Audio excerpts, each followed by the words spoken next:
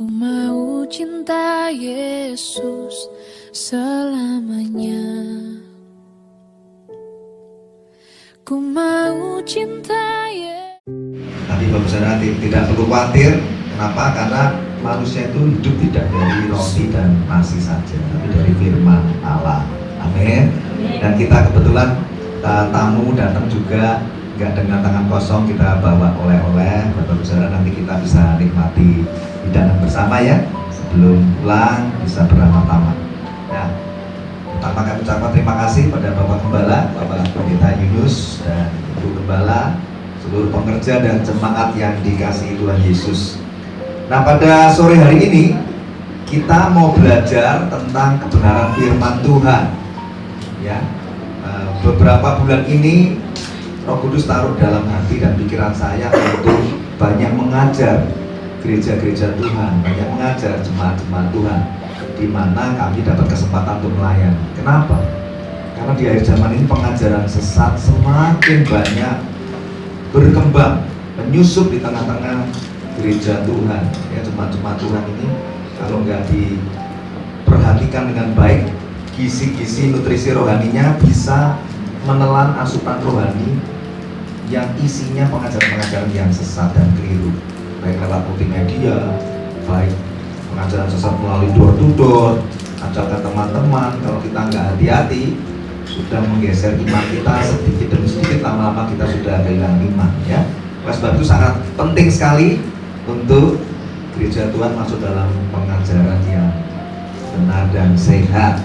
Nah, memang beberapa bulan ini Roh Kudus itu sering kasih mimpi dan penglihatan kepada saya untuk menjadi tema untuk disampaikan pada setiap kesempatan kami dapat undangan pelayanan.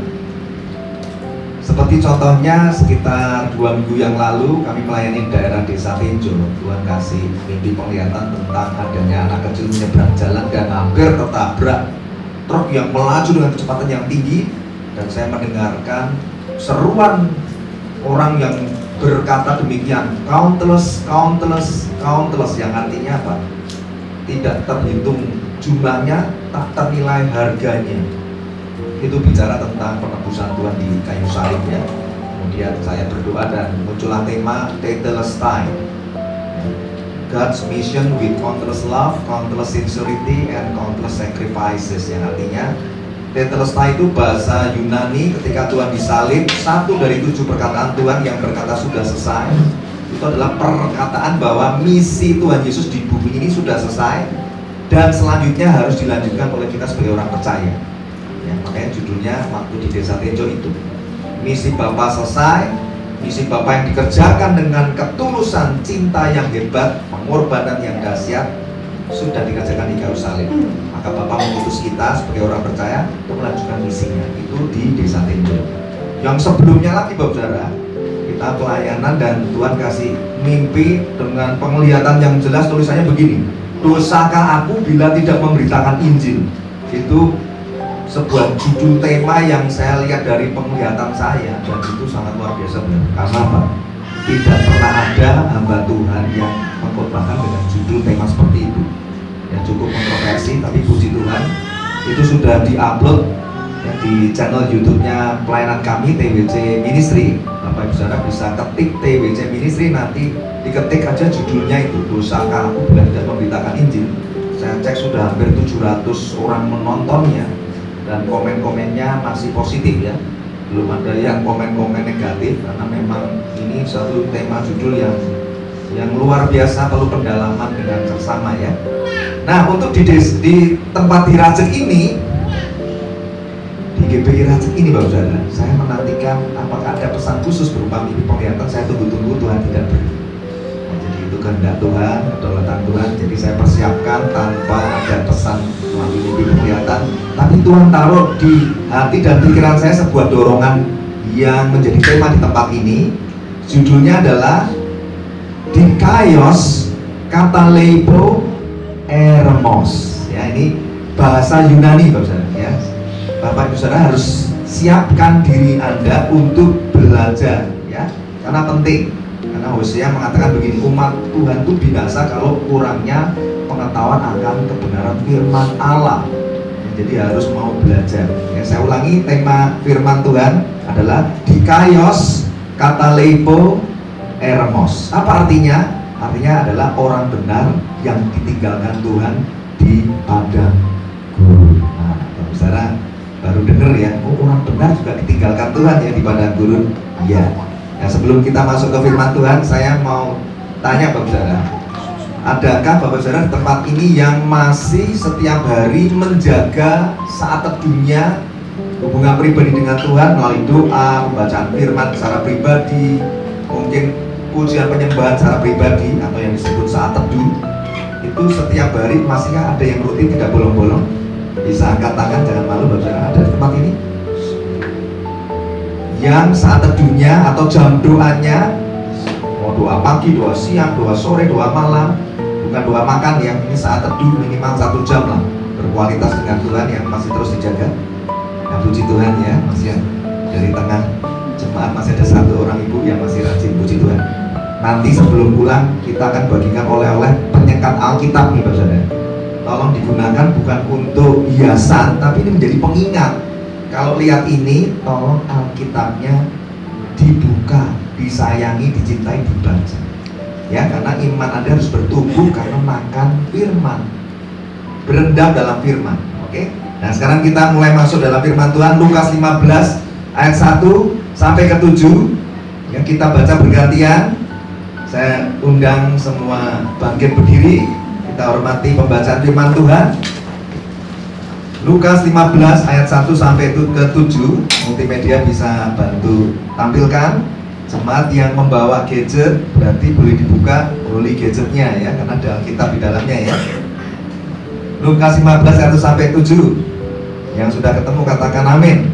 Puji Tuhan. Saya baca ayat pertama dan selanjutnya bergantian ya. Para pemungut cukai dan orang-orang berdosa biasanya datang kepada Yesus untuk mendengarkan Dia.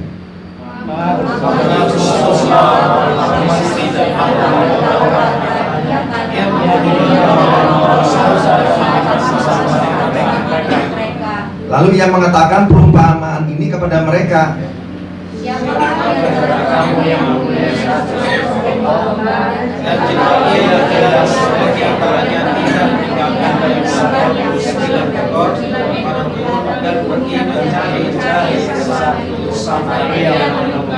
Dan kalau ia telah menemukannya, ia meletakkannya di atas bahunya dengan gembira.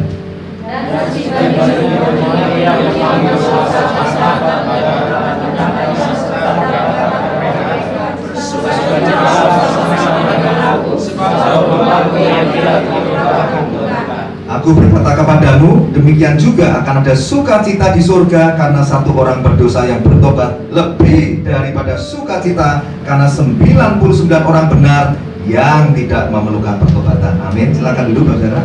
Ya, berbagailah orang yang telah membacakan firman Tuhan, yang mendengar firman Tuhan yang dibacakan, merenungkan, menyimpan dalam hati dan pikirannya, dan yang nanti berkomitmen untuk melakukannya dalam kehidupan sehari-hari. Amin. Ya, jadi ayat pertama Saudara ya, ini bicara tentang pemungut cukai dan orang berdosa biasanya datang kepada Yesus untuk mendengarkan Dia. Kalau baca ayat 1 ini kita harusnya malu Saudara. Kenapa? Pemungut cukai, orang berdosa. Anda sudah tahu pemungut cukai itu kerjaannya nyusahin orang lah, ya, tukang palak gitu ya, preman gitu. Ya, orang-orang berdosa, orang yang tahu bahwa dirinya banyak dosa. Tapi dikatakan apa? Biasanya datang kepada Yesus untuk mendengarkan Tuhan Yesus. Nah, coba kita cek dulu. Maka tadi saya tanya, adakah yang masih suka datang menghadap Tuhan Yesus melalui saat teduhnya? Berarti Anda kalau bolong-bolong, apakah Anda merasa diri Anda tuh benar tidak pernah melakukan dosa setiap hari sehingga tidak punya kebiasaan datang kepada Tuhan Yesus? Ya, ayat pertama sebuah peringatan buat kita ya. Untuk kita punya sikap tuh seperti orang berdosa nih, rendah hati. Dia mengakui saya ini orang berdosa. Saya ini najis, saya ini banyak dosa. Kesalahan pelanggaran saya begitu berat, tapi dia tetap mau datang. Bahkan dikatakan biasanya datang. Jadi punya kebiasaan yang baik. Ya, kita harus juga rajin untuk datang kepada hadirat Tuhan. Kemudian dikatakan apa? Bersungut-sungut orang Farisi dan ahli Taurat. Ia menerima orang berdosa dan makan bersama-sama dengan mereka. Karena persungutan para ahli Taurat dan orang-orang Farisi, maka Tuhan memberi perumpamaan. Ya, tadi kita sudah baca ya, yang ketiga sampai ketujuh.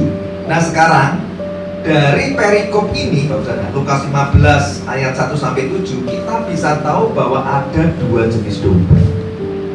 Yang pertama adalah satu domba yang terhilang, yang dicari Tuhan untuk diselamatkan. Ya, saya ulangi, ada dua jenis domba. Yang pertama jenis satu domba yang terhilang, yang dicari Tuhan untuk diselamatkan. Ini gambaran orang berdosa yang perlu bertobat. Nah nanti Anda cek Anda masuk yang mana nih.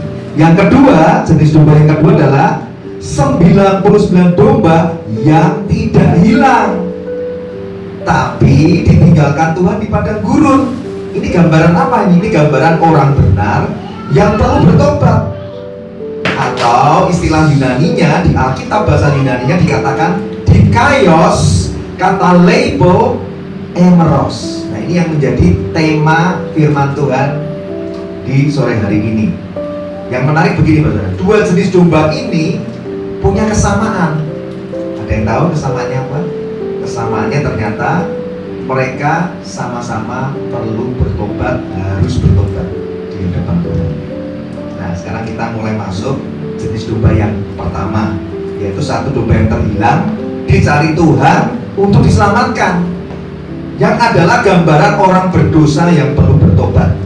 Yesaya 53 ayat 6, ya multimedia bantu tampilkan ya. Yesaya 53 ayat 6, kita sekalian sesat seperti domba, masing-masing kita mengambil jalannya sendiri, tetapi Tuhan telah menimpakan kepadanya kejahatan kita sekalian.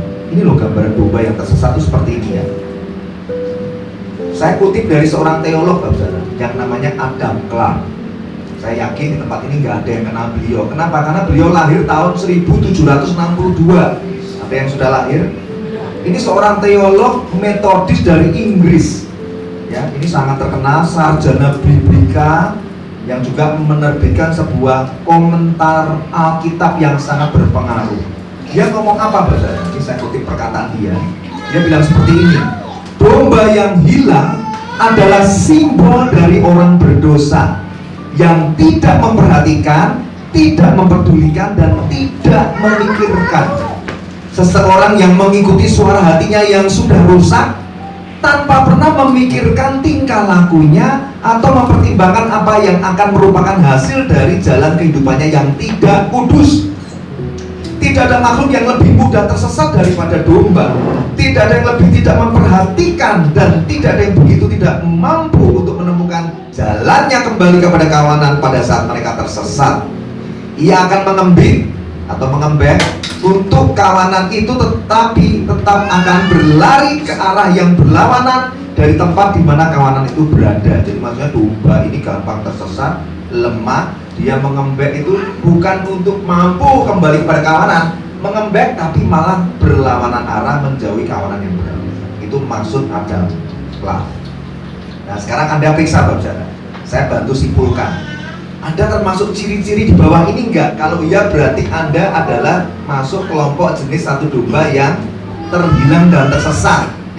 Ciri pertama adalah tidak memperhatikan, tidak mempedulikan hukum dan perintah Tuhan. Misalnya hukum 10 perintah Allah.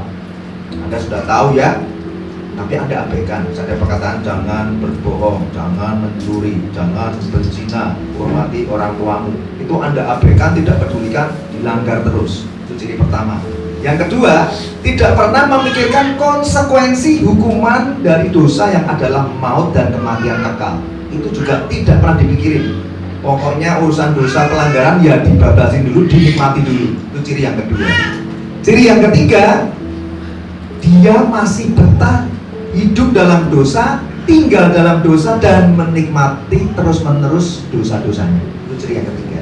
Yang keempat, cirinya adalah dia sulit menang terhadap dosa dan sulit bisa kembali ke arah surga. Nah, itu 4 ciri tadi. Coba Anda renungkan. Kalau Anda merasa, waduh, itu salah satu cirinya ada di dalam hidup saya, berarti Anda perlu bertobat. Anda masuk jenis satu domba yang terhilang dan tersesat. Jadi Anda harus bisa membedakan seperti ini, Bapak Saudara. Tinggal dalam dosa dan jatuh dalam dosa. Ini dua yang berbeda, ya. Bedanya apa? Orang benar itu bisa jatuh dalam dosa enggak? Bisa. Tetapi orang benar tidak bisa tinggal atau hidup atau terus-menerus menikmati dosanya. Ya. Di 1 Yohanes 3 ayat 9 dikatakan begini. Multimedia tampilkan ya, 1 Yohanes 3 ayat 9. Lagi, sebab benih ilahi tetap ada di dalam dia, dan ia tidak dapat berbuat dosa karena ia lahir dari Allah. Jadi orang Kristen, sejak Anda jadi orang percaya, orang Kristen, Anda sudah lahir baru karena Roh Kudus yang melahirkan Anda untuk lahir baru di dalam air dan Roh Kudus. Anda itu sudah jadi orang Kristen lahir baru. Dan dikatakan orang yang lahir dari Allah tidak mungkin berbuat dosa lagi. Tapi kan kenyataannya Anda pernah terjatuh dalam dosa juga dong, sudah jadi orang Kristen yang lahir baru. Nah itu maksudnya, ya, tidak dapat berbuat dosa itu bukan berarti kebal dari dosa, tapi tidak mungkin tinggal hidup berlama-lama menikmati dosa-dosanya. Sudah tahu perbedaannya ya? Jatuh dalam dosa itu sesekali, tapi nurani kita karena sudah dimiliki Roh Kudus akan terus mengejar kita untuk bertobat. Ada rasa nggak enak, aduh aku kayaknya tadi marah-marah, aduh gimana ya, ada dorongan untuk bertobat, untuk meminta maaf, untuk membereskan hubunganmu, pelanggaranmu, kesalahanmu baik dengan Tuhan dan sesamamu. Itu berarti orang sudah lahir baru. Tapi kalau dia masih hajar terus dosanya, nggak peduli dengan hukum dan perintah Allah, nuraninya tumpul, dosanya digaspol terus, nah itu domba yang tersesat dan terhilang. Amsal 24 ayat 16, orang benar bisa jatuh 7 kali itu, ya. Orang benar ya bisa jatuh, tetapi orang benar juga pasti bangkit kembali. Jadi Anda sudah mulai ngerti perbedaannya ya. Oh Pak, saya tuh masih terikat jenis dosa. Ini saya beri contoh ya, nggak ada maksud menyindir tempat ini ya. Pak, saya tuh terbiasa bohong Pak, sampai saya lupa yang benar yang mana Pak. Karena setiap detik, setiap menit saya tuh berkreasi terus kebohongan demi kebohongan saya gunakan. Saya manipulasi setiap perkataan dan pikiran saya sampai saya bingung mana yang benar. Ada juga yang Pak, saya terus menikmati dalam dosa percabulan, penajisan, dan saya nggak bisa menang. Ada juga yang Pak, saya semua itu enggak, saya dosanya sederhana sih Pak, yaitu saya masih ada kecanduan tapi enggak parah sih Pak, cuman rokok atau nge-vape atau judi online gitu ya. Apalagi tadi Pak Johan singgung togel. Pak, togel, judi online itu kan enggak ganggu yang lain Pak, pakai uang saya. Yaitu semua bentuk kecanduan tadi. Kalau Anda belum bisa menang, Anda harus coba renungkan, Anda ini jenis domba yang mana? Karena Anda terus menikmati dosa-dosa tersebut, tidak ada rasa bersalah dan nurani Anda sepertinya tumpul. Ya, ini mulai cek. Mazmur 37 ayat 24. Orang benar yang sudah jatuh tidak akan tergeletak. Nah, ini kabar baiknya ya. Kenapa? Karena Tuhan menopang tangannya. Ya, jadi apabila Anda mengaku sudah jadi orang percaya, tapi terus-menerus masih betah tinggal dalam dosa, hidup dalam dosa, menikmati dosa, berarti Anda belum lahir baru dan Anda jenis domba yang terhilang dan tersesat di hadapan Tuhan. Tapi Bapak Saudara, jangan berkecil hati. Injil yang diberitakan ini, ya, firman kebenaran yang diberitakan adalah Injil keselamatan Bapak Ibu Saudara semua. Kabar baiknya apa? Allah itu datang dengan kebesaran kasih-Nya, ketulusan yang tak terhitung jumlahnya, pengorbanan di kayu salib yang tak ternilai harganya. Yesus Kristus mau datang mencari Bapak Ibu Saudara dan menyelamatkan orang berdosa atau domba yang tadinya tersesat itu. Lukas 19 ayat 10 dikatakan begini, sebab anak manusia datang untuk mencari dan menyelamatkan yang hilang. Tuh, misi Bapa mengutus Yesus Kristus sebagai anak Allah adalah untuk datang mencari dan menyelamatkan yang hilang. Jadi Anda bisa mulai cek Bapak Saudara. Kalau saat ini Anda merasa bahwa saya domba yang tersesat dan terhilang itu, dan saya nggak tahu jalan kembali kepada pelukan kasih Allah Bapa, maka Anda sudah tahu ya bahwa Yesus Kristus pada sore hari ini, ketika Injil keselamatan diberitakan seperti ini, Dia sudah menunggumu, mencarimu, menebus dan menyelamatkan Anda dari setiap dan semua keberdosaan Anda. Amin. Itu kabar baiknya, saudara. Karena tadi dikatakan dicari Tuhan sampai harus ketemu. Ya tadi ayat berapa? Yang dicari Tuhan sampai harus ketemu itu di Lukas 15 ayat yang ke-4. Siapakah di antara kamu yang mempunyai 100 ekor domba, dan jikalau kehilangan seekor di antaranya, tidak meninggalkan yang 99 ekor di padang gurun, dan pergi mencari yang sesat itu sampai ia menemukannya. Jadi, Bapak Saudara, Anda tidak perlu ragukan lagi kasihnya Yesus dalam hidup. Tidak usah lagi dengarkan suara musuh atau suara iblis di pikiranmu yang berkata seperti ini, sudahlah, bertahun-tahun kamu tuh kecanduan dosa itu dan tidak pernah menang. Mau diundang berapa banyak hamba Tuhan, dituakan, ya kamu paling nangis sebentar, besok jatuh lagi. Mau ke gereja kapanpun, kamu besok jatuh lagi. Sudahlah, kamu gak mungkin diampuni. Itu suara setan, suara musuh. Jangan dengarkan. Yang Anda butuhkan adalah buka hatimu, dengarkan Injil keselamatanmu ini. Kemudian Anda sudah tahu bahwa Yesus mencari Anda sampai harus ketemu. Anda harus responi, Tuhan aku mau, selamatkan aku orang berdosa ini. Dagingku lemah Tuhan, aku jatuh terus menikmati dosa-dosa itu. Anda sudah tahu ya, maksud itu tuh yang nanti ya Anda dan Roh Kudus. Nah, kalau Anda tahu bahwa di Lukas 15 dikatakan hanya ada satu domba ya yang terhilang ya, jangan Anda menafsirkan begini, Pak, satu domba itu kan cuma satu, Pak, berarti yang berdosa itu sedikit ya, cuma satu. Bukan. Angka satu itu bukan berkata atau menggambarkan bahwa domba yang tersesat terhilang itu cuma satu, enggak. Karena kenyataannya di akhir zaman ini banyak juga orang percaya, banyak juga jemaat gereja Tuhan yang mengalami kemunduran iman, meninggalkan pelayanan, kecewa dan tinggalkan Tuhan. Benar apa benar? Ya, jadi yang tersesat itu banyak, saudara. Tetapi kenapa kok diambil perumpamaan tadi cuma satu, yaitu penggambaran hanya untuk memberi penekanan betapa berharganya satu jiwa yang terhilang dan tersesat di mata Tuhan. Amin. Jadi Anda berharga, Bapak. Jangan dengarkan suara musuh yang adalah suara iblis yang terus ngomong di pikiranmu, udah bertobatnya nanti aja, udah tua aja, itu belum bertobat dan masih hidup, kamu masih muda, masih nanggung, bablasin terus. Hati-hati, Bapak. Itu suara musuh. Kalau Anda dengar firman ini, ya berarti bertobatnya ya hari ini. Karena kesempatan tidak selalu datang dua kali. Dan masa anugerah Tuhan dalam setiap kehidupan orang percaya itu berbeda-beda. Anda tidak bisa memainkan dan menganggap remeh masa anugerah Allah. Masa anugerah Allah beda-beda loh, saudara. Yang masa anugerah itu berbicara dua hal. Yang pertama, umur. Ada yang bisa nebak umurnya? Pak, saya tuh pasti, saya jamin Pak, 50 tahun lagi saya masih akan hidup. Gak ada yang berani ngomong kan? Yang terjadi 1 jam kemudian aja gak ada yang tahu. Itu masa anugerah Allah atas hidup kalian, Bapak Ibu Saudara. Ya. Tapi ada juga masa anugerah Allah yang berbicara tentang waktu Tuhan untuk menghakimi umatnya. Kita juga nggak tahu. Seperti misalnya Petrus dan Yudas Iskariot, dua-duanya sama-sama jatuh, mengutuk Tuhan, menghujat Tuhan, berdosa di hadapan Tuhan. Ya. Tapi Petrus ketika dia mengutuk Tuhan, dia sempat menyesal dan menangis. Tapi Roh Kudus masih jangkau dan Petrus masih bisa bertobat.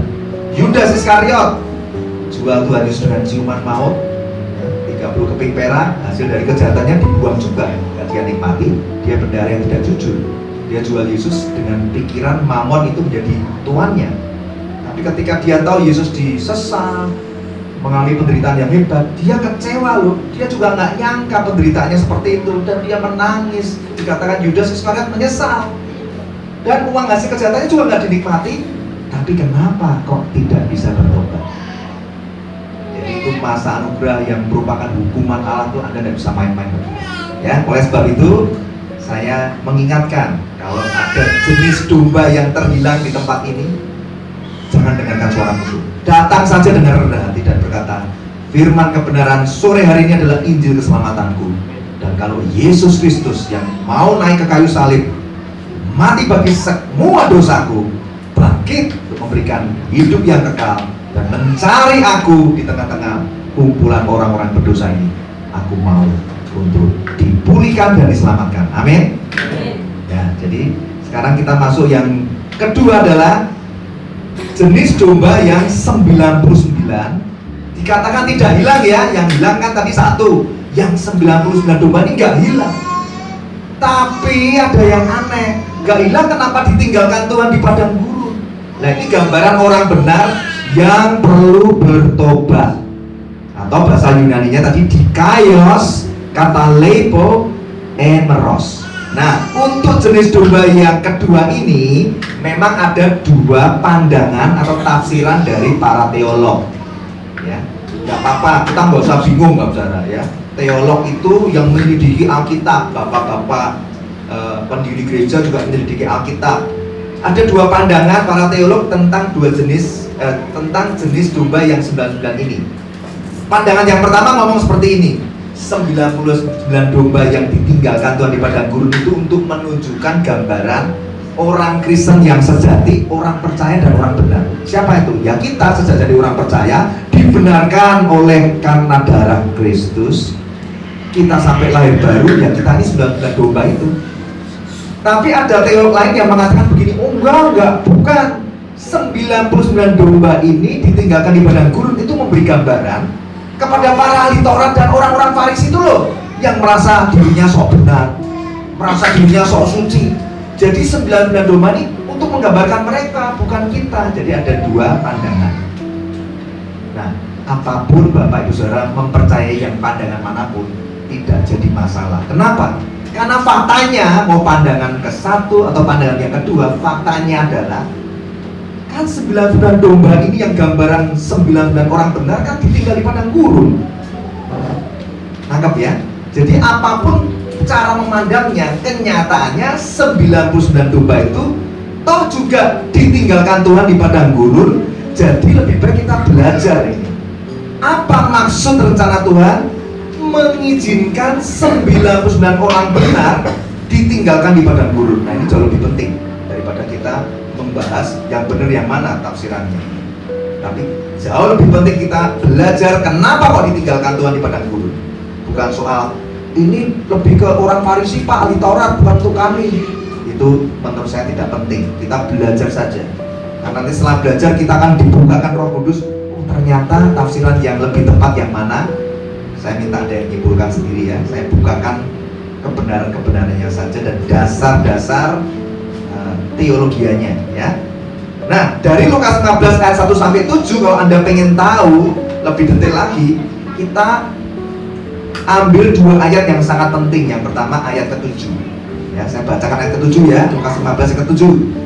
Aku berkata kepadamu, demikian juga akan ada sukacita di surga karena satu orang berdosa yang bertobat, lebih daripada sukacita karena 99 orang benar tidak memerlukan pertobatan. Garis bawahi orang benar ya, di garis bawahi.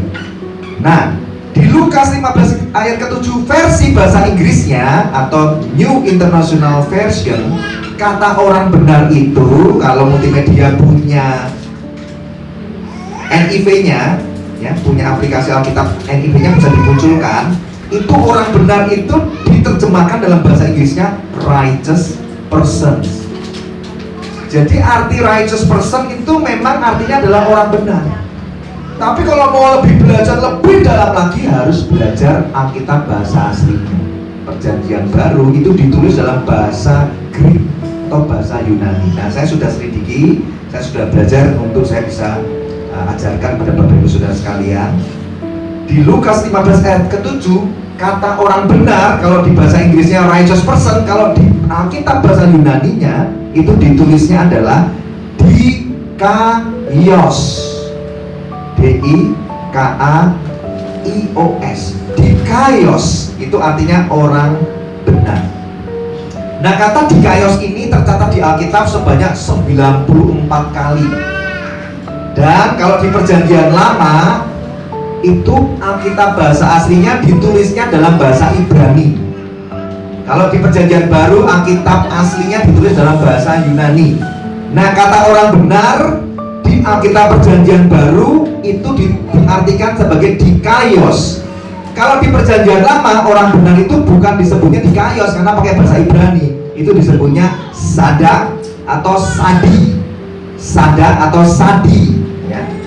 Nah artinya sama, orang benar. Tetapi kalau Anda dalami lagi, seperti saya sudah mendalami lagi, arti dikayos secara lengkap adalah sebagai berikut. Dengarkan baik-baik, ini penting sekali supaya Anda bisa simpulkan.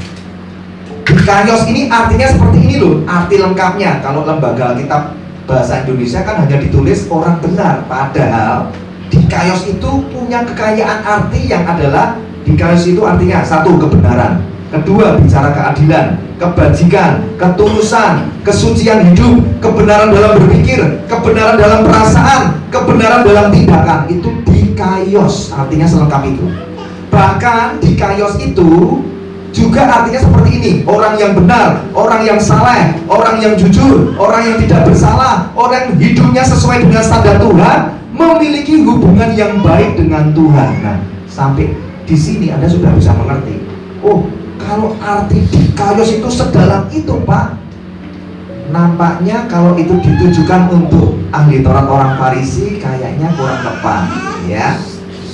Itu untuk ditujukan kepada semua orang percaya yang sudah dibenarkan oleh darah Kristus, tapi dalam perjalanan mengikut Tuhan ada dosa dan pelanggaran sehingga Tuhan meninggalkan di padang gurun. Ya, kalau Anda mengerti arti dikayos tadi ditujukan ke orang Farisi dan ahli Taurat, kurang begitu matching, ya. Tapi nggak masalah, kita hormati semua tafsiran, karena yang paling penting adalah ada apa orang benar ini ditinggal di padang gurun. Nah, sekarang saya beri contoh penggunaan kata dikayos yang selain di Lukas 15 ayat ke-7 itu juga dipakai di Matius 5 ayat 20. Multimedia tampilkan Matius 5 ayat 20, itu ada penggunaan kata dikayos juga. Ya, saya bacakan ya.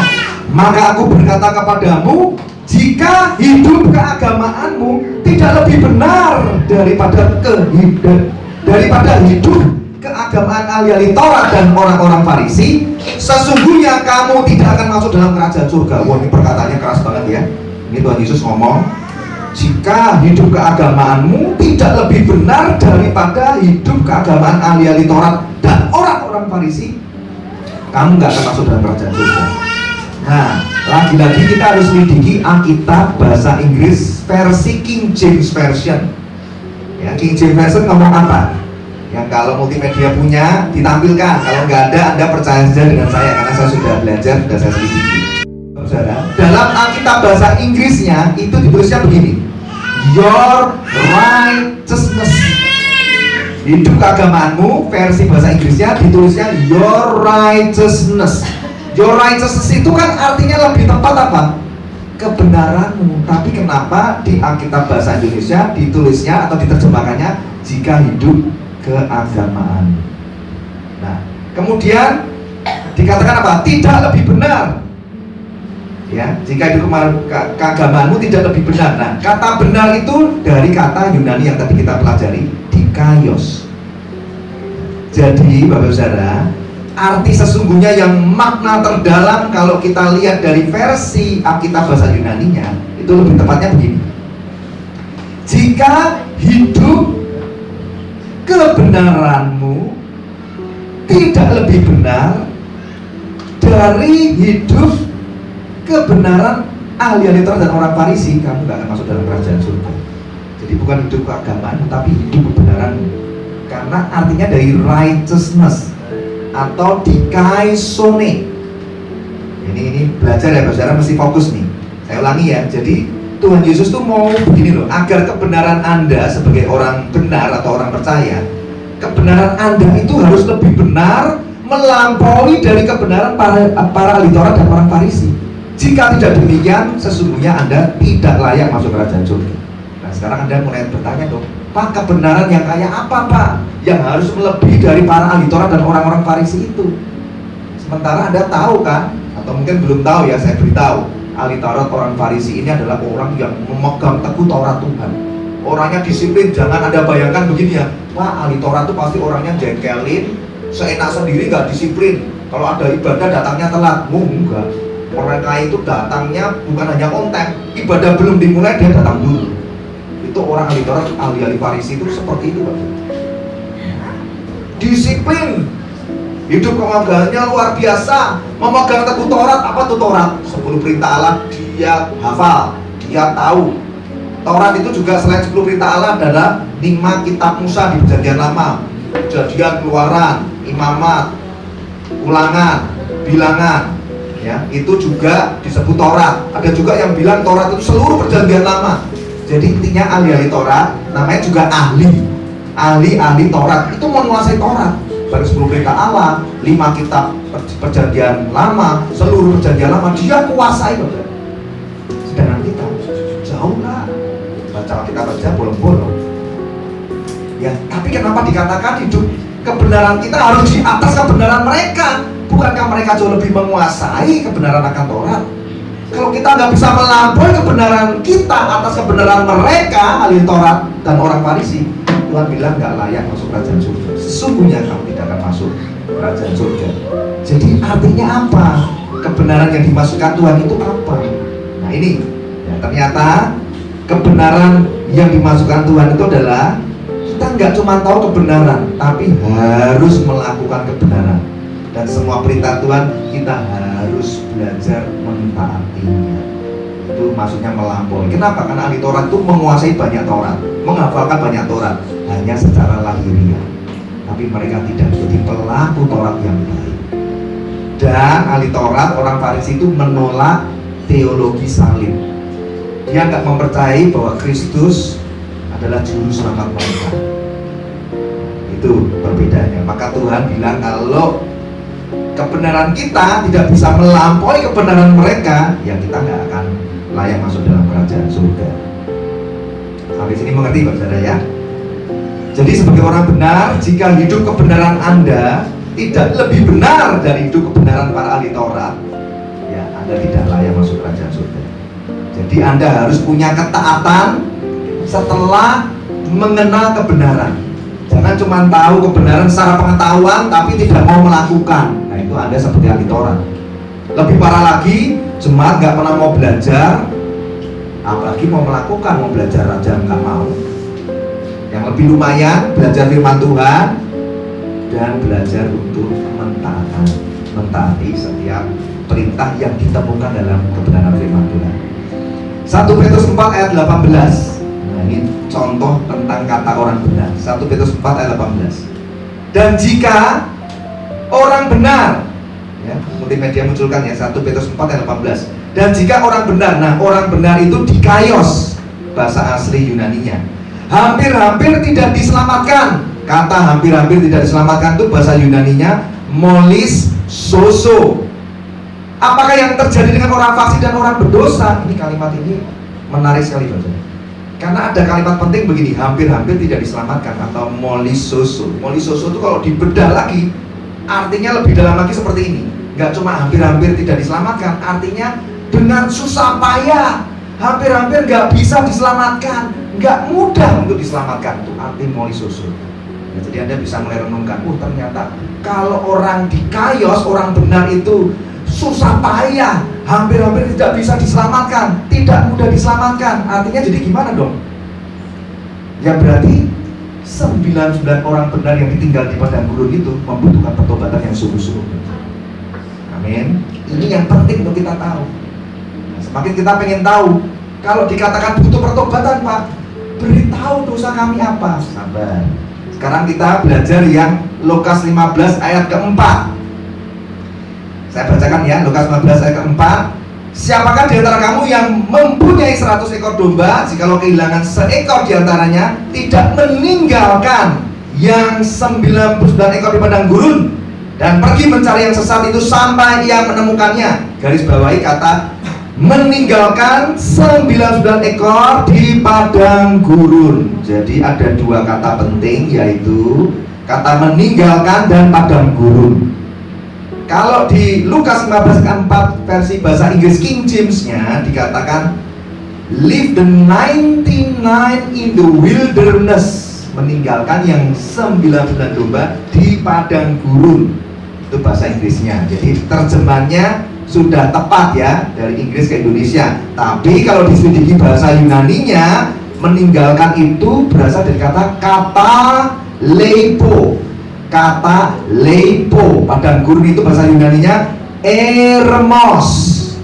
Nah, Sekarang kita bedah lebih dalam lagi, apa arti makna dalamnya kata lepo ini.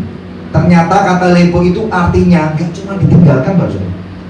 Tapi kenapa Alkitab bahasa Indonesia cuma tulis ditinggalkan? Ya kita hormati orang yang sudah berusaha menerjemahkan ya, tidak mudah Pak Saudara. Ini belajar juga perlu seminggu saya mempersiapkan khotbah ini ya. Kata lepo itu arti lengkapnya ternyata tidak hanya ditinggalkan. Kata lepo itu artinya pertama ditinggalkan, dibiarkan, dilalaikan, diabaikan. Jadi Anda bisa terjemahkan dengan dalam.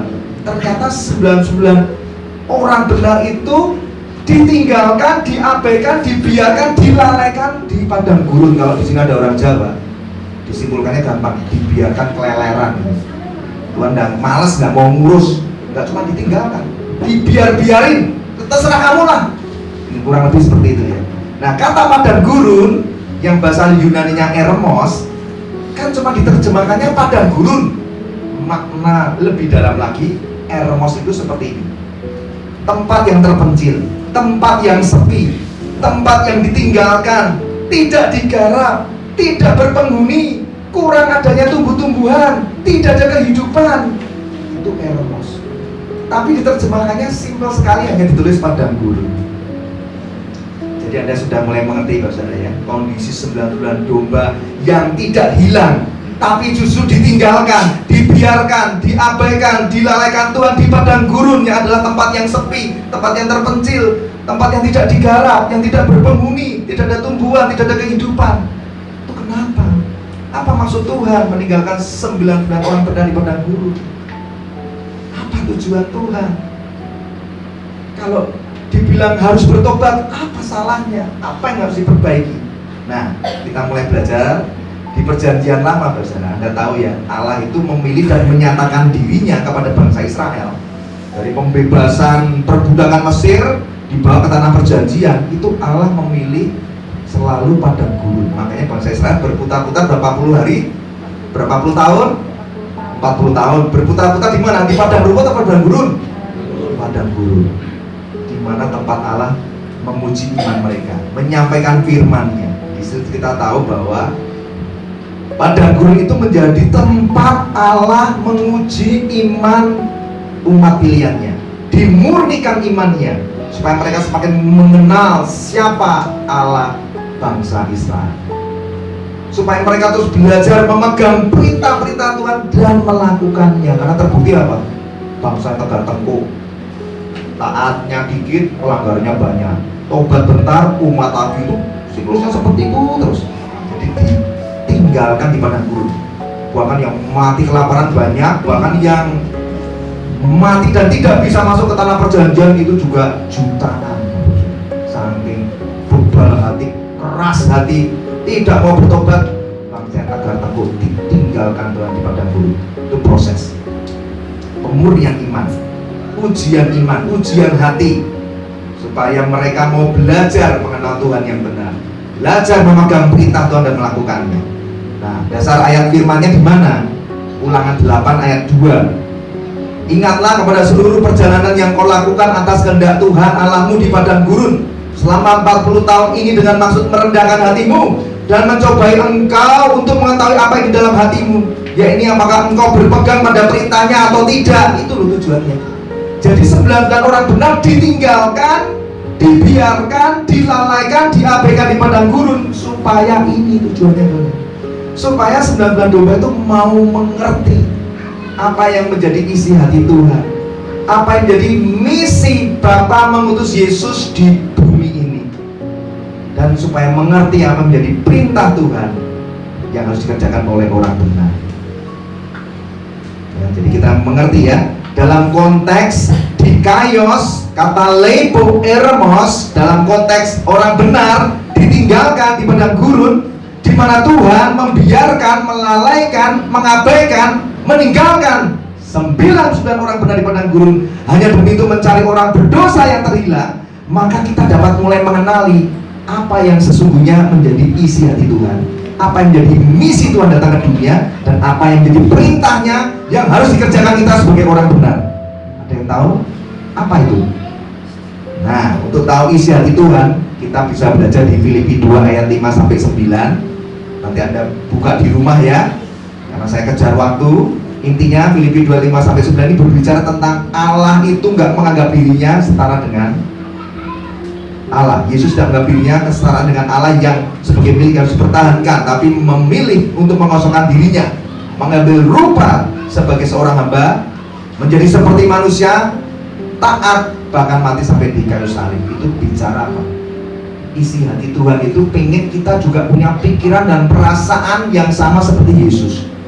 Orang benar jarang yang mau memiliki pikiran perasaan sama seperti Kristus ya. Tapi kalau bicara misi ya, tujuan di padang gurun supaya kita ngerti pikiran perasaan Kristus. Yang kedua, supaya ngerti misi Kristus di bumi ini. Nanti Anda harus tahu apa misi Tuhan Yesus datang ke dunia ini. Ya tadi Anda sudah tahu ya, Lukas 19 ayat 10, anak manusia datang mencari dan menyelamatkan yang hilang. Berarti misi kedatangan Tuhan Yesus ke dunia ini adalah ya, yang pertama adalah yang mencari dan menyelamatkan orang yang terhilang dan tersesat. Yang kedua apa? Untuk memberikan nyawanya demi membeli kembali, membayar lunas semua hutang dosa, dan menebus semua orang berdosa dari kematian kekal. Dan misi yang ketiga adalah yang tadi saya singgung juga, ketika di kayu salib Tuhan bilang apa? Tetelestai, sudah selesai. Artinya apa?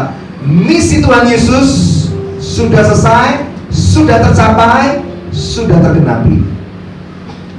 Itu tujuan Tuhan meninggalkan kita di padang gurun untuk mengerti misi Tuhan ini. Terus setelah tahu misi Tuhan bagaimana? Ya, Tuhan mengutus Anda untuk melanjutkan misinya. Yohanes 17 ayat 18. Sama seperti engkau telah mengutus aku ke dalam dunia, demikian pula aku telah mengutus mereka ke dalam dunia. Ini perkataan Tuhan di Yohanes 17 ayat 18 berbicara tentang pengutusan. Aku telah menyelesaikan misi Bapakku di kayu salib. Sekarang engkau sebagai orang percaya yang telah dibenarkan dengan darah Kristus, Anda harus melanjutkan misi Tuhan. Bahkan perkataan pengutusan ini diulang kembali sama Tuhan Yesus setelah bangkit dan menampakkan dirinya pada murid-muridnya di Yohanes 20 ayat 21. Yohanes 20 ayat 21 Tuhan mengatakan pengutusan sekali lagi. Seperti Bapa mengutus aku, demikian juga sekarang aku mengutus kamu. Nah, jadi kita mengerti Bapak Saudara ya, bahwa sejak jadi orang percaya, Tuhan Yesus sudah memanggil Anda untuk melanjutkan misi Allah atas dunia ini. Untuk ngapain? Menjadi saksi Kristus, untuk memberitakan Injil dimanapun Anda berada. Amin. Nah, itu bicara mengerti isi hati Tuhan, pikiran perasaan Kristus, mengerti misi kedatangan Kristus di dunia ini yang harus dilanjutkan oleh orang benar, oleh Anda sebagai orang percaya ya, melalui pemberitaan Injil dan melalui kesaksian Anda. Ya, itu tujuan Anda ditinggalkan Tuhan, dibiarkan Tuhan, dilalaikan, diabaikan di padang gurun. Anda sudah tahu tujuannya. Jadi sekarang Anda mulai cek Bapak Saudara. Apabila kondisi Anda sebagai orang percaya saat ini belum atau tidak memiliki kerinduan untuk pergi mencari jiwa yang terhilang dan tersesat, dan belum punya ketaatan untuk mau bersaksi dan memberitakan Injil, maka kondisi Anda masuk dalam kelompok 99 orang benar yang ditinggalkan Tuhan di padang gurun. Terus bagaimana Pak? Ya Anda harus bertobat, karena kondisi Anda saat ini ditemukan Tuhan dalam kondisi yang berdosa. Ini makin dalam ya, kondisi berdosa. Jadi Anda akan mulai kritis, lupa berarti orang percaya yang tidak atau cuek atau mengabaikan gaya hidup bersaksi, nggak peduli beritakan Injil apalagi, itu berdosa Pak, berdosa. Pernah dengar ya, sholat selama ini baik-baik saja, ini kondisi yang berdosa. Anda ditemukan Tuhan dalam kondisi berdosa, oleh sebab itu ditinggalkan di padang gurun supaya Anda mau merenung, belajar seperti bangsa Israel ditaruh di padang gurun. Bagaimana kalau nggak bertobat ya? Anda kan terhilang tersesat menjadi satu domba yang terhilang tersesat itu. Nah, kita mau belajar lebih dalam lagi. Ada dua jenis dosa. Pertama, dosa aktif. Apa dosa aktif? Terhadap perintah Tuhan Anda aktif melanggarnya, maka Anda melakukan dosa aktif. Jangan berzina, dibablasin terus. Jangan mencuri, dibablasin terus. Itu namanya dosa aktif. Ya, terhadap apa yang tidak benar di mata Tuhan Anda terus lakukan, itu dosa aktif. Yang kedua, dosa pasif. Dosa pasif itu apa? Kalau tadi terhadap perintah Tuhan Anda aktif melanggar, kalau dosa pasif itu menyedihkan sekali. Terhadap perintah Tuhan Anda aktif tidak melakukan alias pasif, dan Tuhan berduka. Itu dosa pasif. Jadi orang yang tidak pernah peduli sebagai orang yang sudah ditebus dengan darah yang mahal, tidak pernah peduli untuk mau bersaksi, tidak pernah peduli untuk beritakan Injil, dia melakukan dosa pasif di hadapan Tuhan.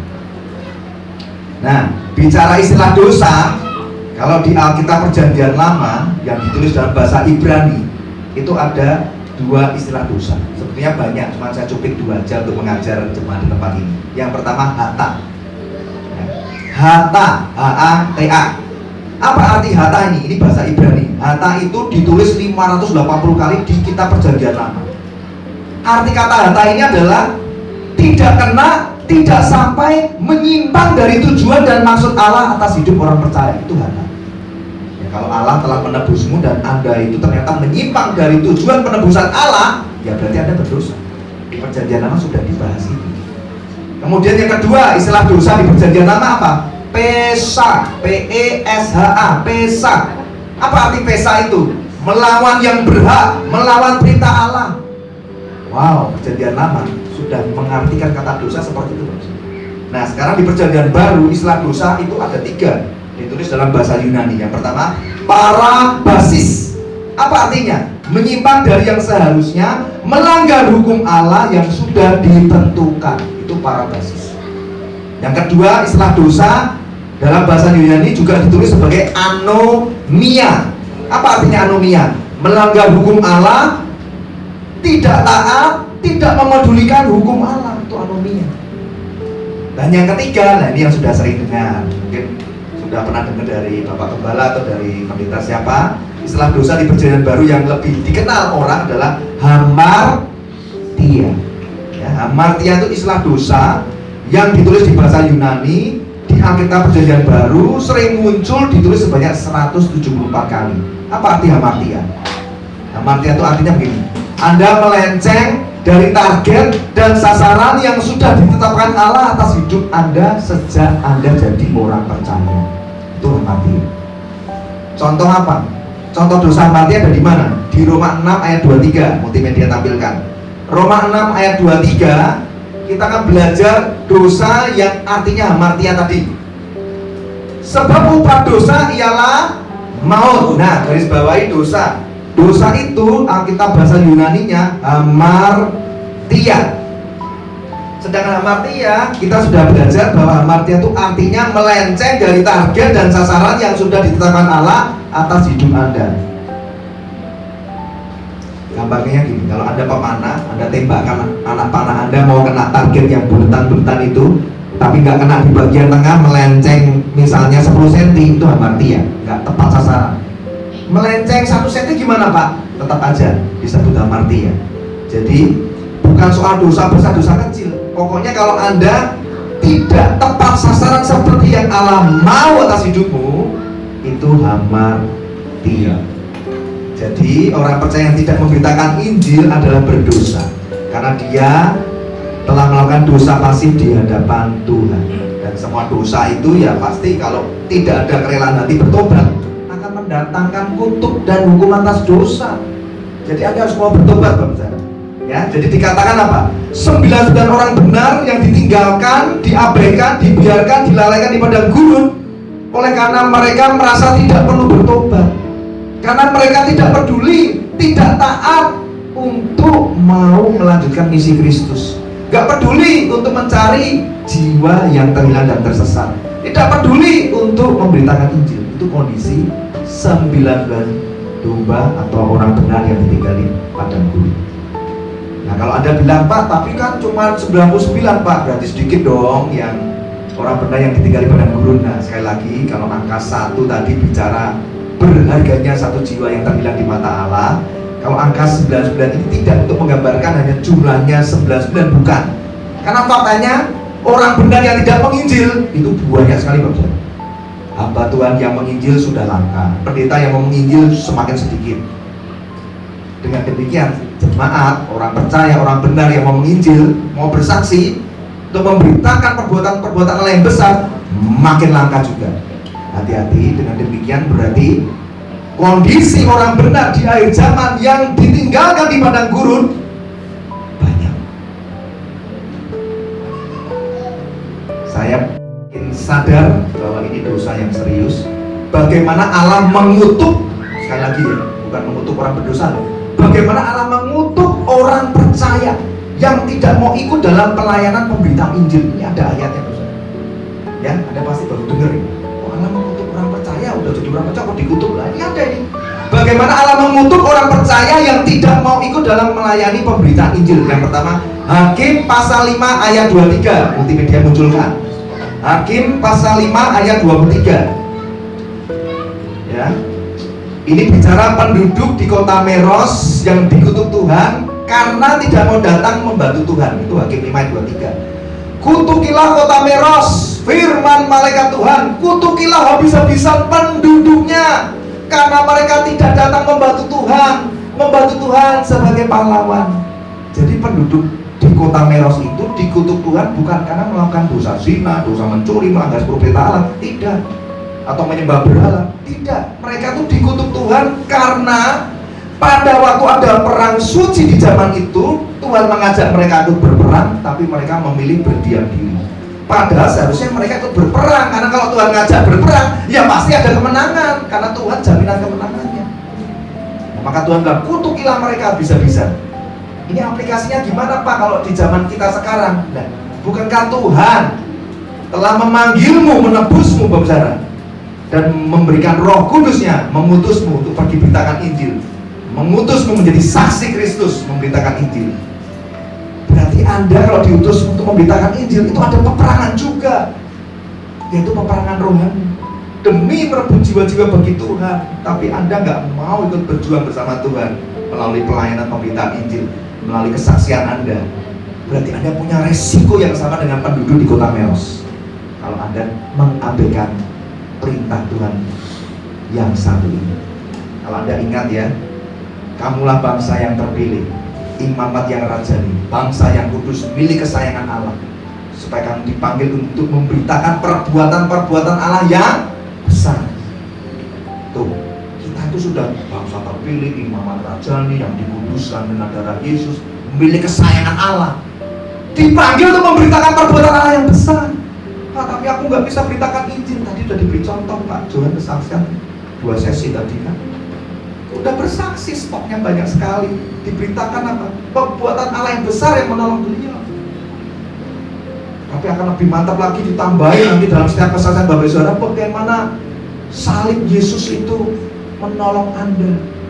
Karena Injil itu bicara salib, Injil bicara tentang kematian, pengorbanan, kebangkitan Kristus di kayu salib. Jadi Anda kalau sudah ada Roh Kudus, pasti Anda rela memberitakan Injil dan mau bersaksi.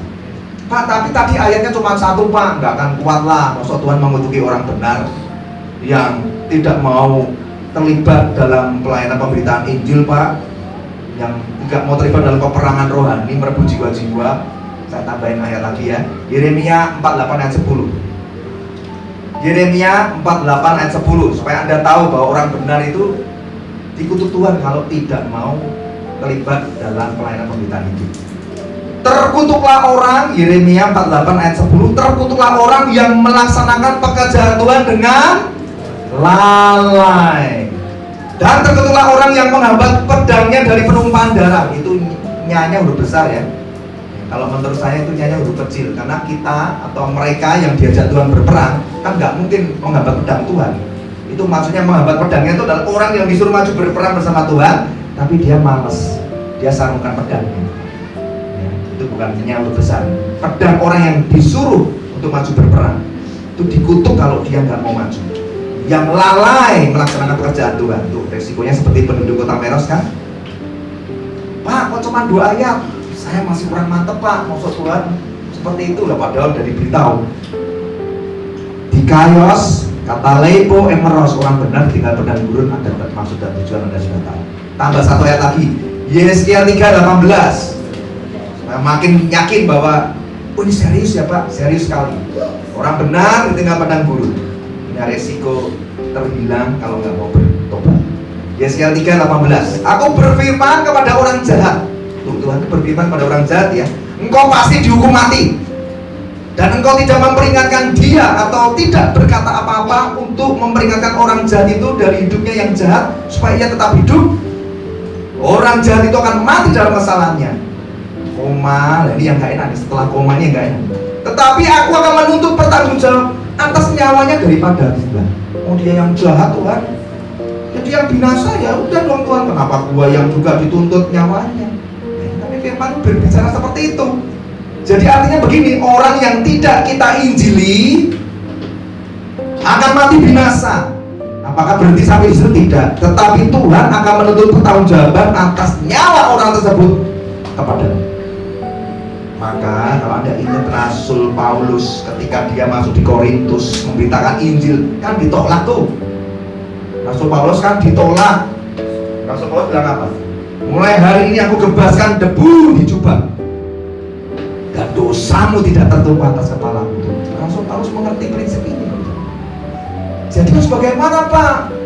Ya makanya kalau Anda intim dengan Tuhan, Roh Kudus pasti beritahu itu loh, tetanggamu, mertuamu, anakmu, suamimu, saudaramu, sahabat lamamu di SMA.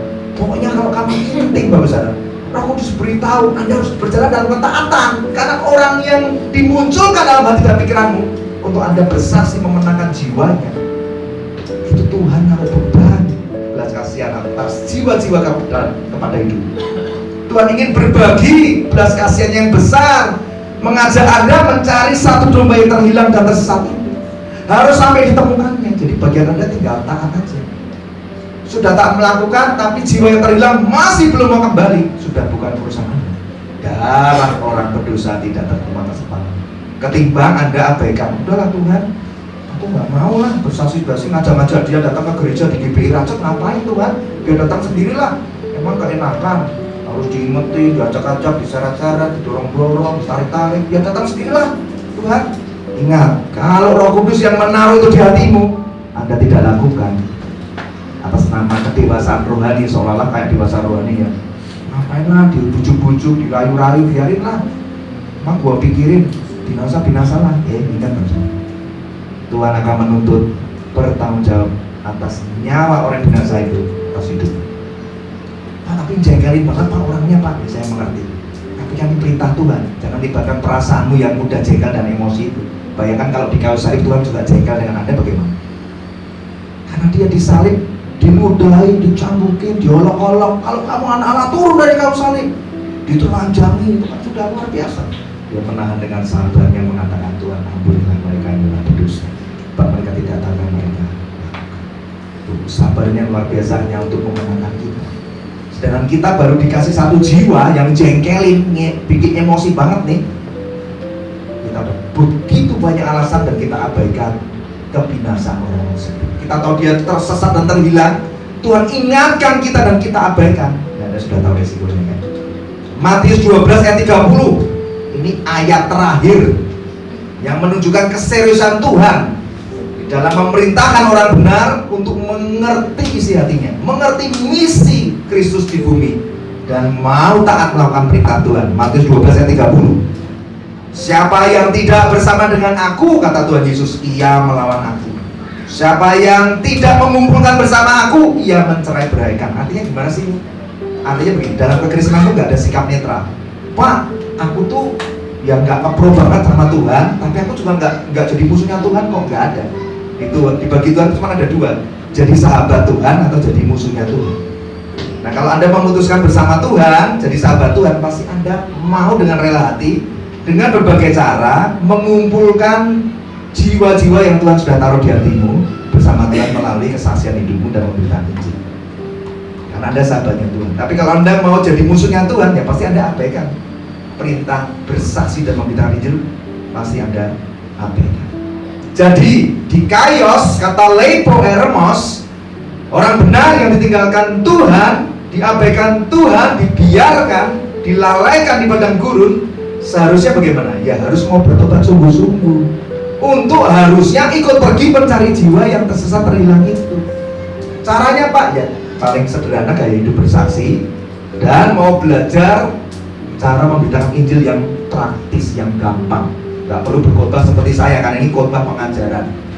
Ya, Kalau mau bawa domba yang tersesat itu pertama mengajak dengan kasih, ajak ke gereja ini, itu langkah paling gampang.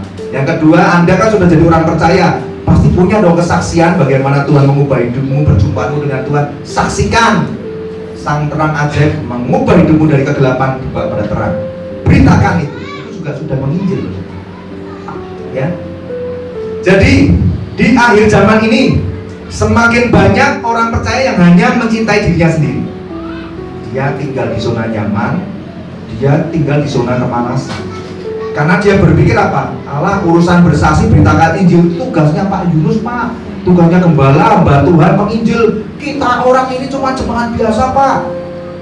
Ya, saya katakan ya, ini kesalahan yang sangat fatal.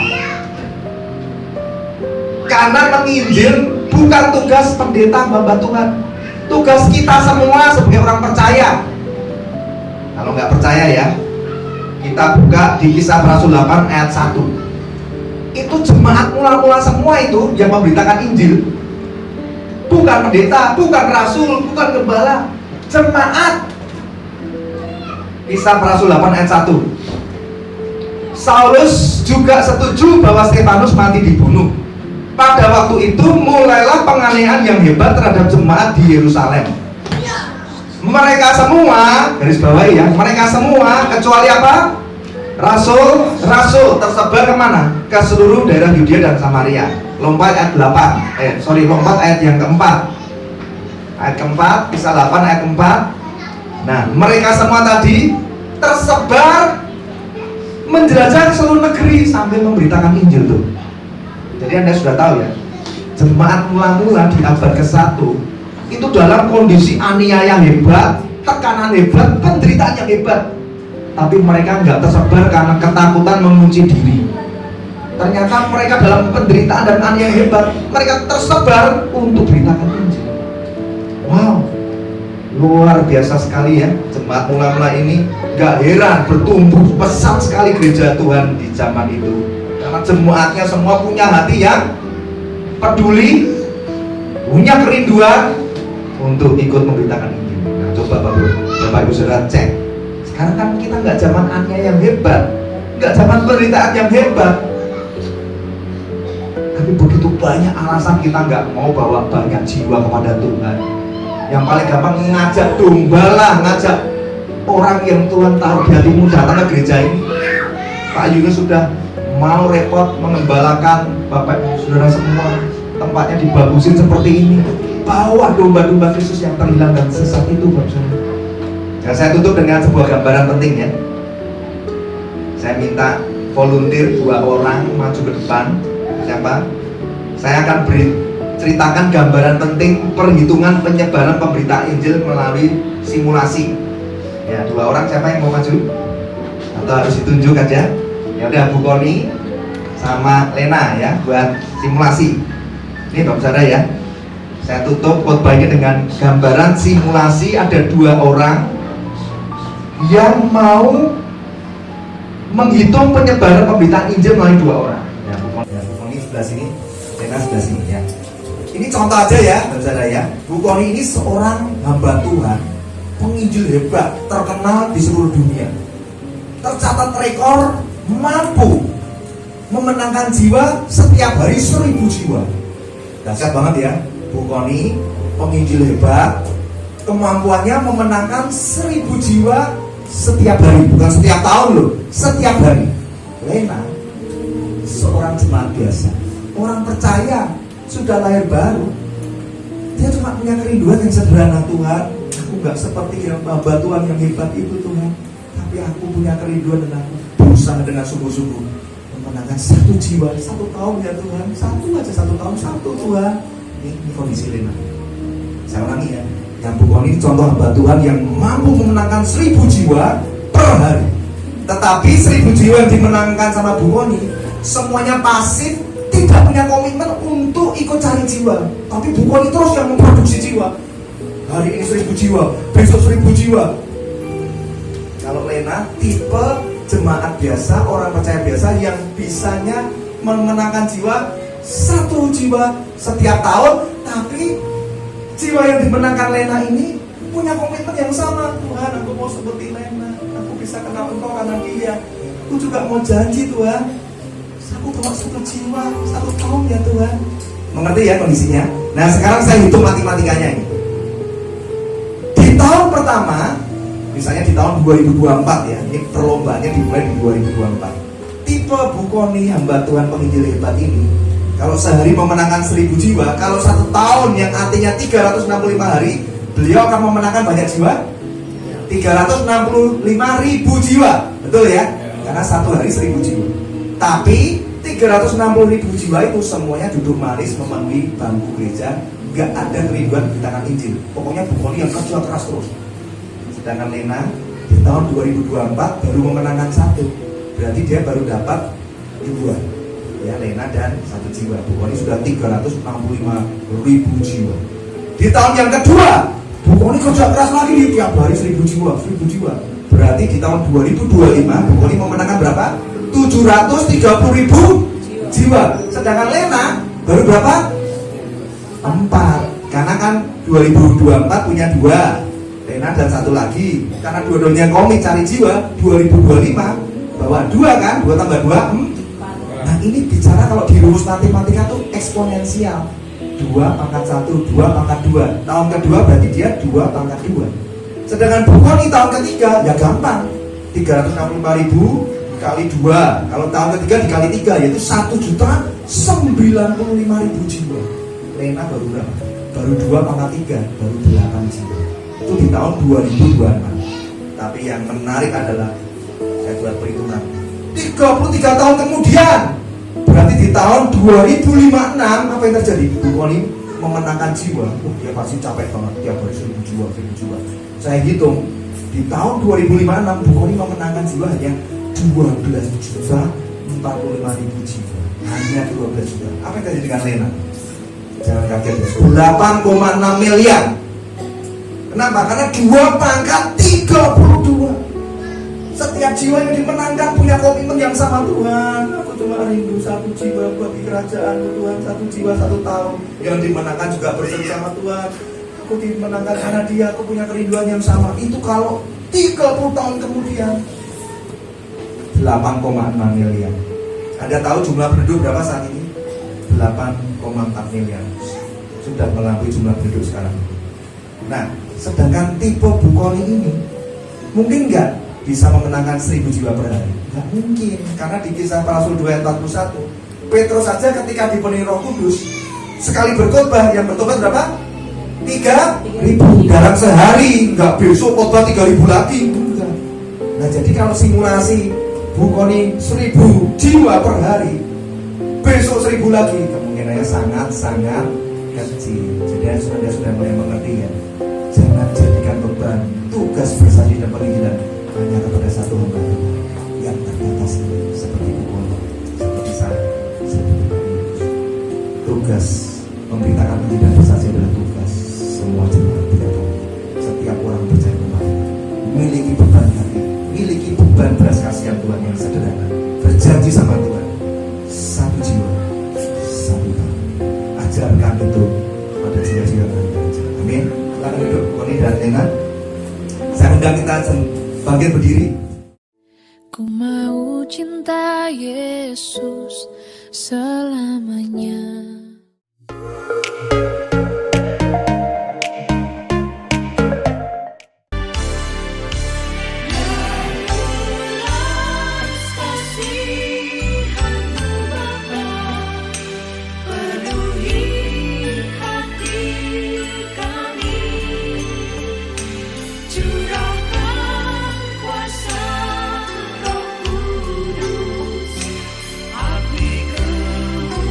Yeah.